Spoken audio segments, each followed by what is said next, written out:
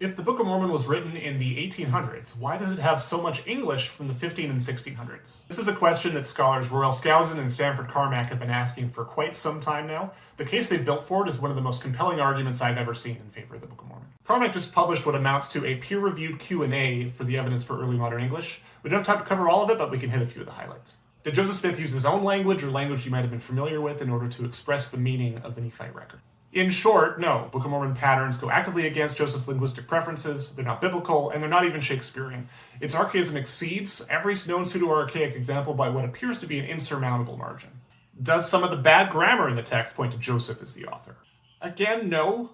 A lot of what looks like bad grammar to us is actually pretty common among literate speakers in the early modern period, and embedded along with it is a ton of material that Joseph would not have written.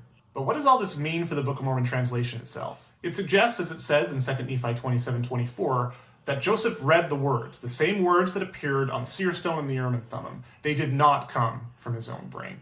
We don't know much more about the source of those words, whether it be a person or set of persons, but we know they had fluency in early modern linguistic patterns beyond anything we can find in the 19th century.